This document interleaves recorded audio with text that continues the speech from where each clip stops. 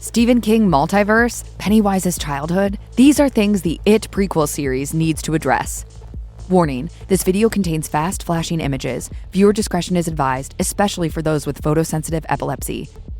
Mike Hanlon says that the Losers Club caused an echo when they sent it back into hibernation in 1989. Those events changed our beloved characters and may have changed it. However, there's a chance that other generations of heroes may have also fought the creature, perhaps even causing their own echoes and loosening the cap that the 2016 crew finally twisted off. Here's the thing though, everyone knows how this journey ends. As a result, the Welcome to Derry team will have to find creative ways to raise the stakes. There has to be a reason the show's main characters aren't still fighting Pennywise in the 80s. Perhaps the mystery of what happens to them will be enough to drive the show for multiple seasons. No matter what though, the writers will have to find a story that serves as an important addition to the existing It saga, while also sustaining tension all on its own. It is an interdimensional being who arrived on Earth in a fiery mass of cosmic material. That much is known. What is unclear is where it came from. In Stephen King's books, the creature is referred to by several different names. However, the Welcome to Derry producers have not yet revealed whether the series will use the monster's literary backstory or if they're developing something new for the series. What is evident is that Earth is not its first stop. According to Mike Hanlon in It Chapter 2, the cosmic menace is billions of years old. That opens up all sorts of questions. How does a being that can travel between dimensions end up in a physical structure that crashes into Earth? Is its arrival intentional, or did it accidentally travel to Earth? Potentially, it could have been sent by someone else too. Fingers crossed that Welcome to Derry will reveal more about its origins, but not to the extent that it robs Pennywise of all of his mystery. Wealth down here. On the surface, it seems to be driven by the same thing we all are, survival. And to survive, it must eat. Pennywise tells the kids he will feast on your flesh as he also feeds on their fear. When that fear evaporates, it loses power. Bill realizes this, pointing out how it didn't kill Beverly because she was unafraid. He tells the monster he will starve now that they aren't afraid anymore. It fosters division and hatred, causing social unease. That's a tasty appetizer, but the being didn't travel across dimensions for a mere snack. It wants a meal, and not just any meal. It is a connoisseur of fear. The more creative the scare, the better its taste. That's why it preys on children. They're easily frightened, and it's not too difficult to target their specific anxieties. That said, Welcome to Derry needs to explain why it kills. If it feeds on fear, why doesn't it just haunt Derry's residents? Does it actually need to consume flesh for nutrition, or does the violence simply boost the creature?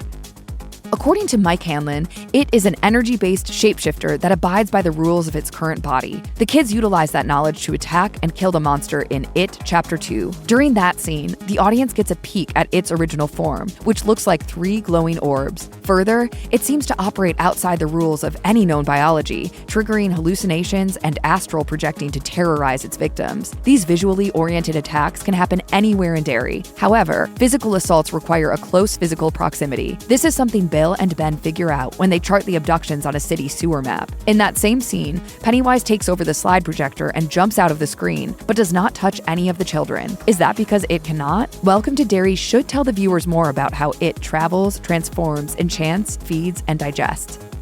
Pennywise is an illusion, a delicately crafted mask that it uses to penetrate its victims' minds. But where did it get the idea to take the form of a clown? It can penetrate the subconscious of its victims, and while clowns scare many people, why did it settle on this specific face? Viewers get a hint as to who Pennywise really is in It Chapter 2. Beverly Marsh returns to the home she grew up in and meets a woman who talks about her father, who was a clown. Soon, she sees Skarsgård without makeup, threatening Beverly as he starts to apply Pennywise's signature face paint. In the books, Pennywise refers to itself as Bob Gray, who the film implies might be one of its victims. Perhaps there's the possibility that Welcome to Derry could reveal more of his background, either through flashbacks or the history uncovered by the series' protagonists. The fun's just beginning, right?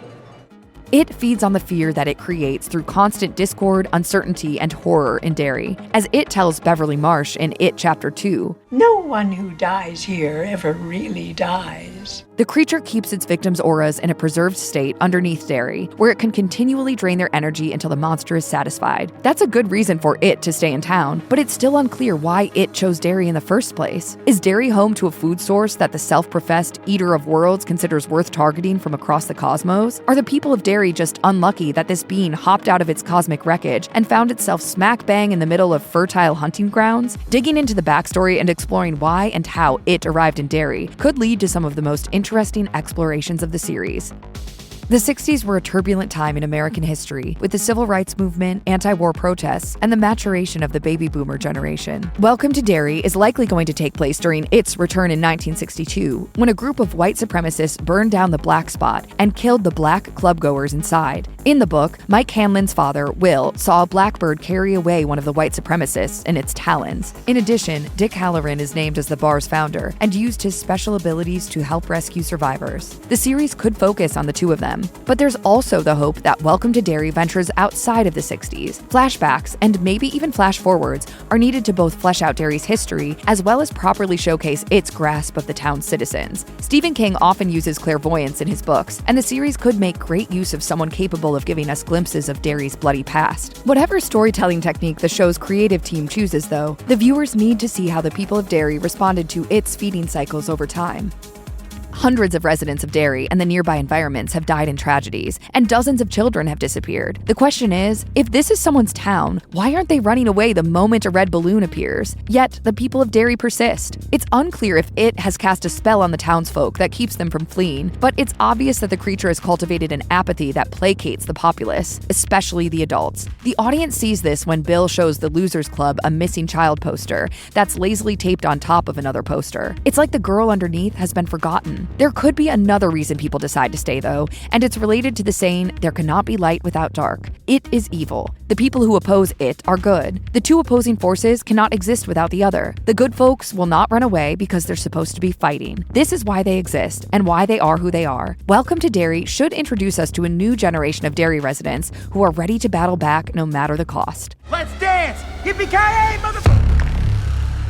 Derry is one of Stephen King's holy trinity of cursed New England cities, the other two being Castle Rock and Jerusalem's Lot. After It, Insomnia, Dreamcatcher, and 11/22/63 are the most prominent books featuring characters who set foot in Derry. However, it's unclear at this time if any of those other stories will be incorporated into Welcome to Derry. It's also uncertain if Welcome to Derry will or even can open the door to the Dark Tower series, particularly given that popular filmmaker Mike Flanagan purchased the rights to adapt those books for television. If Welcome to Derry does include elements from The Dark Tower, that'll open the door to King's multiverse, which could lead to appearances by other characters like Roland Deschain, Randall Flagg, and even the Crimson King, as long as the King multiverse is used tactfully, of course. It is at its best when the story is intimate. No one wants music kicking in every 2 minutes and another King character running down to the ring like it's the Royal Rumble.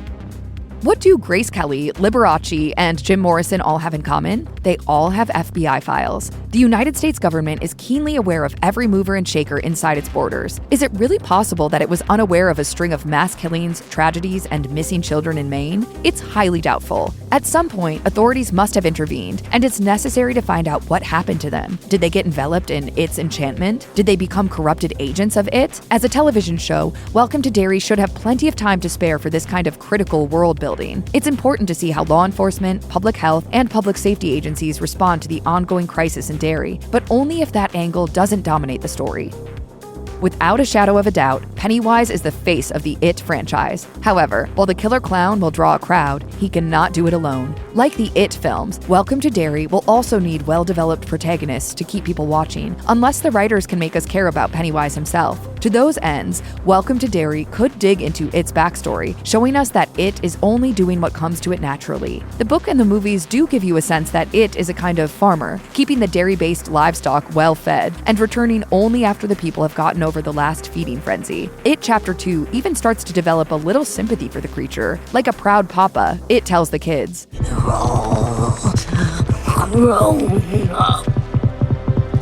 The moment almost brings a tear to your eye before everyone realizes he's simply evil. It's clear that viewers will have to build a rapport with the show's new characters instead, as it's unlikely Pennywise harbors the ability to be inherently good.